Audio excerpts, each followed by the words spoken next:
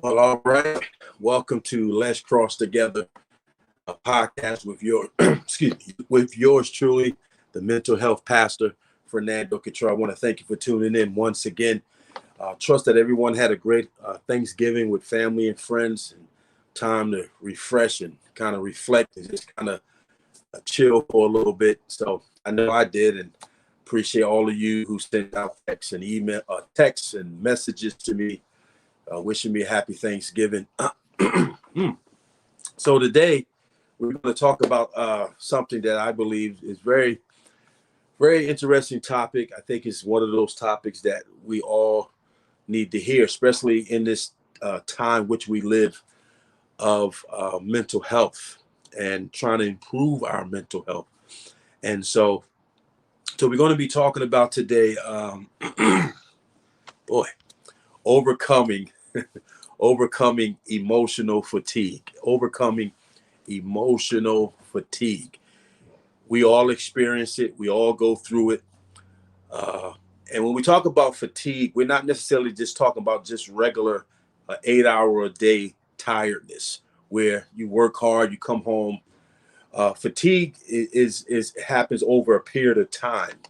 It's a depletion of energy,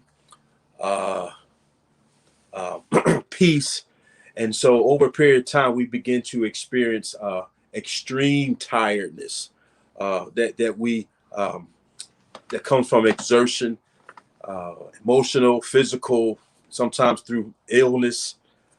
We can just become fatigued. And we want to talk about overcoming emotional fatigue. You know, as a pastoral counselor and a mental health professional, one of the topics that people come to me when we talk, probably the top 10, I know I always say one of the top 5 or top 10, but one of the top 10, when it boils down to it, people are just tired. They don't know how to name it. They don't know how to identify it. But as we meet and start unpacking what's going on, it boils down to people are emotionally tired. Tired from life, tired from living, tired from the job, tired.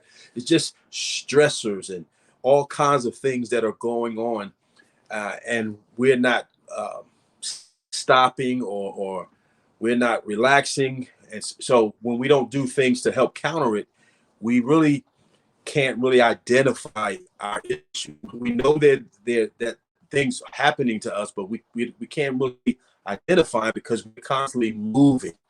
And so one of the things that people discuss with me when it comes to just feeling fatigue is that at some point along the line, they recognized some warning signs. But sometimes we outsmart ourselves. We think we're smarter than we are. And so we kind of think we can skill ourselves into health. But no, you got to actually, thank you. I was coming down. We got to actually stop and deal with things. We can't always be, I think we're smart enough to just outsmart tiredness, outsmart fatigue. And so I want to talk about that a little bit today on Let's Cross Together podcast. So let's talk about, I'm going to give you three things to help overcome emotional fatigue. 3 things. And these are the things that I use. Now, let me point this out.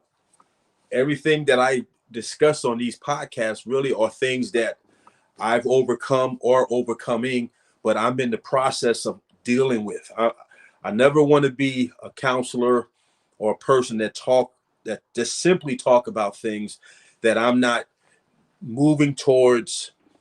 I just don't want to talk about it just for the sake of knowledge, but we all are pressing forward. We all are trying to improve ourselves and move forward. So this is why we call it Let's Cross Together, because here at Bridge Crossers Solutions, our focus is helping not only ourselves, but we're crossing together. You and I, we're crossing together. So just wanted that point to be known. So, all right, three things I want to talk about. Three things we'll talk about: overcoming emotional fatigue.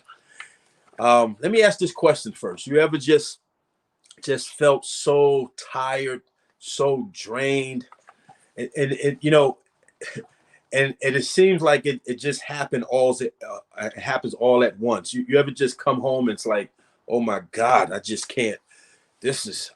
Oh man, I can't take it. And we think when we get to that level, it started that day, or it started that shift, or it started that 8 hours, or that new 24 hours. When we get to that level, it really started before that day. That day was the day where the culmination of the burnout happened. Like that was the day where that the days that we haven't dealt with that or haven't rested, on day 28, if you will, that's the day that everything that it comes to a head. So it never just starts the day that you experience it at such a high level.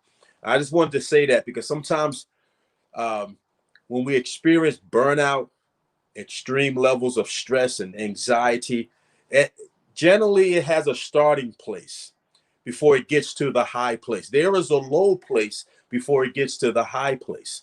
And so I just wanted to bring that out quickly. All right, so the three things we're going to talk about in overcoming emotional fatigue. And fatigue is extreme tiredness. Extreme tiredness.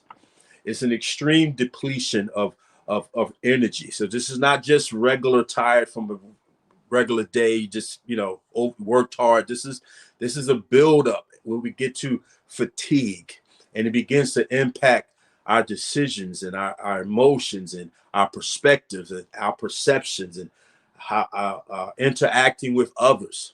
And so let's talk about it. Let's talk about it here. Let's cross together today on this overcoming emotional fatigue. Overcoming emotional fatigue. Three things. One of the things that I had to overcome, and there are times where I always have to be mindful is learning to say no without feeling guilty. Learning to say no without feeling guilty. This right here, probably everyone should be able to attest to this. Learning to say no without feeling guilty. You ever said yes to two different people to do something for them around the same time because you didn't want to say no to either one, so you overcommit or make a commitment? Someone says, hey man, can you take me to the airport? Yeah, I got you, bro. What time? 6? Okay, be there at 6. Then another person comes to you, hey, yo, can you take me to, I got to be at work, man, my car broke down and I'm waiting for my new car or whatever. Can you take me to work? What time you got to be at work? Well, I got to be at work at 5:45. And now you got somebody, you said you're going to take them to the airport at 6. And then you got a person that you said that you're going to be there at 5:45. And within your head, you already knew, you already was aware of the first commitment, but because we are afraid, or because you are afraid to say no without feeling guilty, you said yes to two people. Now you've created a stressful situation, not for them. Now it's going to be stressful for them because you're not going to be able to hold up. If someone has to be at the airport by 6 and you're taking somebody to work, they got to be at work at 5:45. You're most likely not going to get the other person to the airport at 6. So now this frenzy of emotions begin to happen. This this rush of anxiety begins to overtake you because you said yes to a scenario or a situation that honestly you couldn't really shouldn't not have committed to. Now let's look at it.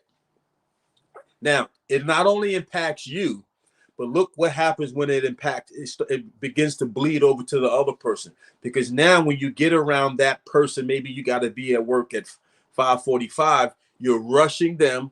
You got to hurry up and get there. And then the person who has to be at the airport, you're going to have to probably call them and say, I'm running late. and now they're behind. So look at the scenario. Because we couldn't say no without feeling guilty, 3 people are impacted: you, and then the 2 people you've committed to. So when we are afraid to say no without feeling guilty, we create our own stressors.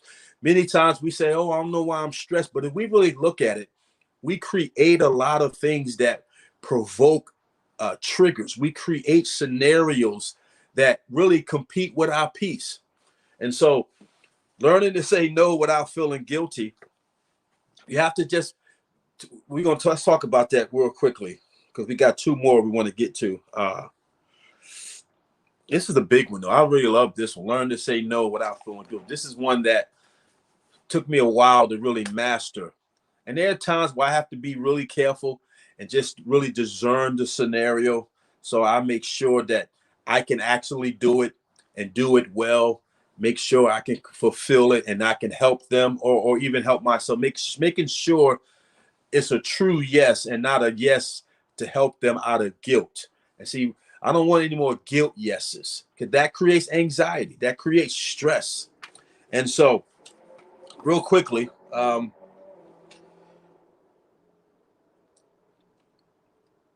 okay, now, one reason why we say no, we're afraid to say no without feeling guilty, because many times we don't like to talk about it, but many times we are people pleasers.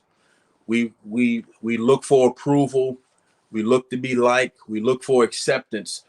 And so many times our response to others is a comes from a tendency to want to be accepted. Now we might say, well, no, it's not true. And well, every situation has a root to it. And sometimes the root of not being able to say no without feeling guilty has a root in has its roots in needing to feel accepted, needing to feel appreciated, having needs. We're looking for approval. We're looking for acceptance. We're looking to be liked. So many times, not being able to say no without feeling guilty is rooted in maybe some areas in our life where we have experienced rejection, and so we kind of get into a spiral of wanting to be liked, wanting to be please others, because we don't want to at the end of the day we want to lessen as many rejections as possible. So let me do a bunch of things, and hopefully at the end of the day, I've earned enough acceptance credits to override feeling rejected. And so we have to begin to deal with not only just saying no without feeling guilty, but what is the reason why I can't say no? What's behind the fact that I know I can't fulfill this obligation? I know I can't, just from reality. I got to do. I have something else to do. But what makes us know what we already have to do, but we are commit to something at the same time, or almost an impossible scenario to fulfill? And so, if we're going to experience, we're going to overcome emotional fatigue. We're going to start walking this process out, transitioning from fatigue to peace, and rest, and emotionally resting. We're going to have to deal with saying no to people and not feeling guilty. And so I want to leave you with this situation on this point.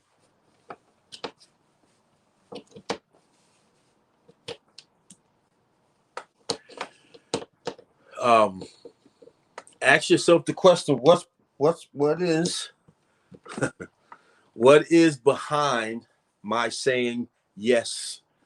What is behind my saying yes to something I want to say no to? Why can't ask yourself, why can't I say no to this? I'm saying, I don't know about you, but I've been there where I've said yes when I really should have said no, and immediately I was stressed out. So ask yourself, was next time someone comes to you and says, hey, can you do this? And you know within yourself you cannot do it. You already know. We're not trying to figure something out. We're not trying to, ask yourself, why did you say yes? So in other words, now you got to create some boundaries. And this is I'm going to give you a strategy real quick. And this is what I use sometimes when we don't know how to say no without feeling guilty. I give people a boundary gauge, a check is to respond this way. Maybe this is for you too, and I do this. Respond like with this, and then it gives you time to regroup and think within yourself. So simply saying, someone say, "Hey, can you take me next week? I got to do this." Simply say, you know what? Let me think about it and I get back to you. Let me check my schedule. When you say something like that, it prevents you from committing before you really have time to think about it. So get in the habit of saying, you know what? Let me get back to you. I'll call you tonight, or something of that nature to put you in a position so you're not readily saying yes, and you know you can't commit. But when you answer with maybe this something like I just said, hey, give me time to think about it. Let me get back. That gives you time now to actually check your schedule, but it also gives you time to not rush into something that's going to cause you anxiety. And so this can really be a strategy to use to say, you know what, let me get back to you. Now you're not saying no. You're not saying yes. What you're saying is, hey, let me get back to you. Now you got time to think about it. So this is one of the ways to not overcommit, and helps you not to feel guilty by saying no, because you're not actually saying no. What you're doing is saying, let me get back to you. So you're not rushing into saying yes, meaning no. Does that make sense? All right. So that's point number one to that. Number two, recognize the red flags. Before, as I kind of mentioned it when we first started, but when we get to a place of burnout, place of just extreme depletion of peace, and we just emotionally and physically drained, it just didn't happen that day. That wasn't the day that it happened. That's the day where it finally reached this boiling point. And so point number two is recognizing the red flags. Many times we're speaking our red flags, but we're ignoring them. You ever make statements like, I hate this job. I hate getting up early. I hate when they do that. Man, I wish this person didn't do that. Man, if I wasn't a Christian, I'll do this. You ever have those times where throughout the week you're making statements like that? Those are red flags to let you know that if they're unchecked, you're going to end up into a place of I'm telling you, of just whatever that looks like, of burnout, of fizzling out, if you will. And so we have to begin to recognize the red flags, recognize that we're that we're creating our own worst case scenario in our head. So what happens when we make statements like, man, I hate this job. I hate it. You say that about 4 times in a week. You're painting the worst case scenario in your head about your job. And now the negativity that's in your head about your job is really now going to start impacting your performance. Because what you start thinking about, at some point, it's going to start acting itself out, whether you think it is or you're not trying to. It's just going to start bleeding out into your behavior and into your conversation. Now, this is a good example right here. If you ever have people say, I'm looking for my little book here. People say, when you just ask them something and they start being negative out of nowhere, then they say, you know what? I'm sorry, man. Forgive me. I didn't mean to do that. You know why? Because now because it's gone unchecked. Now it's part of their DNA, so to speak, or it's now part of who they are. That negative mindset towards their job, towards their whatever person or friend or situation, is just bleeds out. And over a period of time, that stuff's going to start weighing on our bodies. Our bodies were not made to carry this. God, as we have our faith and walk with him, God didn't create us to walk around being a house for stress, a house for negativity, a house for just a mindset that's that's that's off. He didn't create us to do that. But when we don't deal with this emotional fatigue, it begins to just bleed into our personality. And so these negative words, as I said, these negative words can start creating scenarios in our head that may not have happened yet, but we're envisioning those things. And sometimes you can catch a person, like by when you talking to a person who's in this negative mindset of emotional fatigue. They're real snappy. If you ask them something like, "Hey, what you doing?" What do you mean? What I just, yeah, that's a sign right there. That's a sign that there's some things going on that we haven't dealt with. So recognize the red flags. Recognize the language you're using to describe things. Be conscious of your words and begin to hear yourself. Begin to recognize, what am I saying, life and death? Am I speaking life or am I speaking death? What am I projecting? Where is my mind? And you can tell where your mind is based on your words. What conversation comes out of your mouth?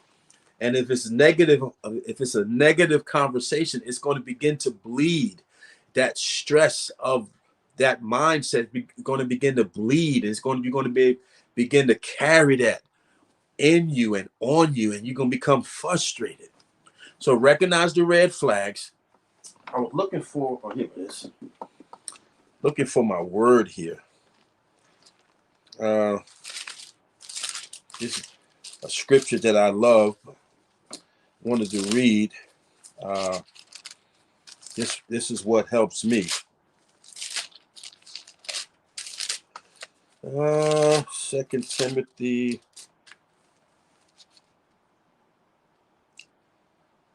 Where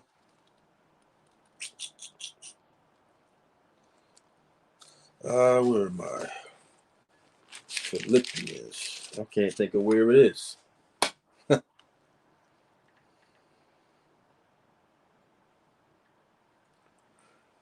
It talks about letting this mind be in you, which was also in Christ. But there is another verse here.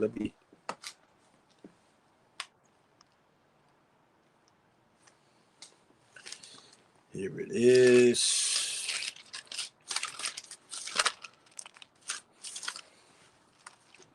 So this mindset, it's important that we recognize the red flags, because in so doing, it'll prevent us being in a mindset longer than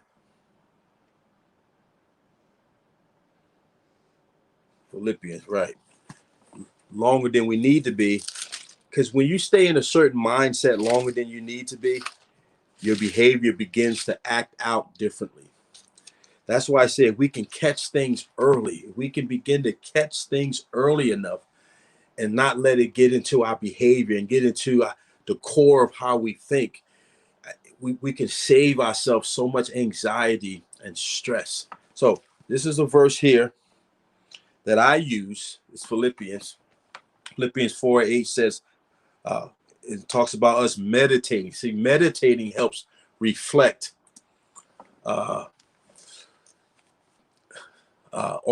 even identify the red flags. Because when your mind is focused on being positive, thinking a certain way, you're easily able to detect when it's off. It's like you ever get around people and you're trying to be positive, and when you're trying to be positive, you can recognize the negative quicker. But when you're negative, it's hard to hear the negative because you're part of it. But when you separate yourself from being negative, you can readily identify the negativity, and you can see it in others, and then you can look at, man, this is how it looks when it's in me. And so let's read this verse quickly. Philippians 4:8. Finally, brethren, whatsoever things are true, whatsoever things are noble, whatsoever things are just, whatsoever things are pure, whatever things are lovely, whatever things are good, of a good report, if there be any virtue, and if there be anything that is praiseworthy, meditate on these things. And so, man, this right here, that helps me when I get into that moment of blah, blah, blah, blah, just feeling cranky and just, I gotta go back to this verse. Whatsoever things are true, lovely, good report. These are wholesome things that will counter and that will counter that negativity, and it will help you help you to recognize the red flags. Again, the red flags don't happen the day that you boil over. They start way before then. So if we can catch it early, we won't lose our fuse over here and say things we shouldn't say. Point number 3, this is something that I've created and I share with those I work with, is practicing emotional downsizing. You know, our minds, many times we have too many things on our mind that doesn't make sense to have on our mind. We're thinking about, why did the neighbor get a new car? When they gonna cut the grass? I hate the weather. Like we have too many things that have no bearing to who we are. Those festering in our head. And so what I have created within myself, and I use it and it works. I start practicing. Okay, what's on my mind? I begin to identify what's in my head right now. And then I ask myself, do I need to think about this? How is thinking about this adding anything to my life? I was in a meeting one time with a young man, and he was very frustrated and got angry. But then as we began to talk, he said, I was angry because I was worrying about other people's jobs that didn't pertain to me. And it didn't make sense that I was concerned about information that I had no need to know. And so do you see how sometimes we're focusing on things that have no bearing on us? Like, we have no need to care about it or know about it, but we're giving our minds to things and extending our emotions to things that don't make sense to our lives. They don't add anything to who we are. It doesn't make sense that it makes sense to think about that. And so this is what I do. I sit here and say, you know what? If I'm feeling stressed, why am I stressed? For instance, I need to clean my car out. Okay, well, I do have to clean it out, but I ain't gonna clean it out tonight. There's always another day. So my point is, we're getting stressed off of things that are not adding to us in the moment. So the flip side is, there's another day. I can clean my car out tomorrow. So why stress right now and add another thing in my head to think about when it doesn't make sense to even give that thought right now. So emotional downsizing is basically identifying what's on your mind that has that is no need for you to think about. It doesn't have any bearing of growth whatsoever in your life, and you're giving it thought. I hope that makes sense to somebody, because we're spending too much time on things that don't matter. And the things that do matter, we're not thinking about. We're not thinking about how to treat someone better, how to love someone, how to treat our spouse a certain way. We're giving our minds to things that's carried, because Satan's going to make sure it carries you out. So those thoughts, they carry you beyond where you really want to go. So we got to start emotionally practicing emotional downsizing. Let's get what's not healthy and wholesome. Let me stop, think, self-reflect, what's on my mind, and just let it go. Ignore it. I'm telling you, so much peace will come to you. So much peace. When I'm in my little thing and I'm going through, I'm like, oh, I need to do. I'm like, you know what? No, wait. Let me stop. Let me stop. This is causing me stress. I'm getting ready to get. I'm ready to get out of my character or out of my zone, regardless if anybody's around. I'm around, and God is around. So that's two people right there. That's it. That's right. That's present. And so I begin to say, you know what? No, I don't. There's no need to think about that right now. There's no need to give thought to that. And I make a conscious decision to say, I will not think about that because there's no need for it. And I just let it go, ignore it. I'm telling you, then the peace comes back. So I want to encourage you to start practicing emotional downsizing. Start practicing what's in your head and mind that you can just, you know what? Let me free my mind. Let me downsize this, all this stuff that's in my head. You know, that's why I call it emotional downsizing. You know what? My mind has too much on it. Let me start downsizing. Let me start getting, it's like the same way sometimes we have too much furniture. We can have too many clothes. Let's start getting rid of some of these things by making a conscious decision to do it. I don't know about you, but I love peace. I want peace of mind. I want peace in my heart, and I want peace and to manifest also in my body. Because if I'm stressed, over anxious and stressed out and triggered, it starts impacting not only my mind, but it starts seeping down to my body as well. And then I begin to have pains and all this nonsense going on. So, all right, those are the three things. I trust that you were blessed and encouraged by it. You know, God wants us healthy. God wants us wise. God wants us wealthy. Now, when we talk about wealth, he wants us emotionally wealthy. He wants our minds to be right, our minds to work at the capacity that he's given us to work in. Now, things happen. We know life happens, situations occur, but I believe God has given us the ability to have peace, to have joy in the midst of it. And so, because Satan wants us to be drained and stressed and still operating on empty and we just overwhelmed and overworked. That's just not the way it's supposed to be. And so I trust that you were encouraged by this. I appreciate you all. Thank you for tuning into the Let's Cross Together podcast, where we are dismantling mental health barriers. And with yours truly, Pastor Fernando Cottrell, the mental health pastor. I appreciate you. Share this podcast, and together we change lives.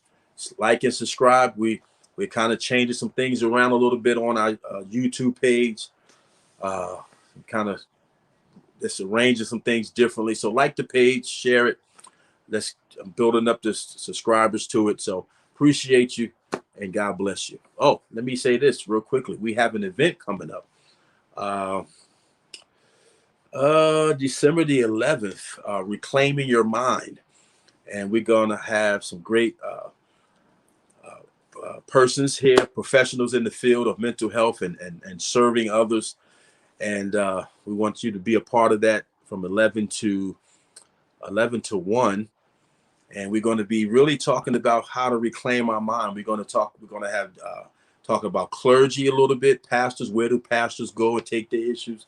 So we're going to be talking about balancing, how to balance all these things going on in our life, how to maintain sanity in the process, courage, choosing courage over comfort, and you're not your trauma is another topic. Then another topic is overcoming yourself.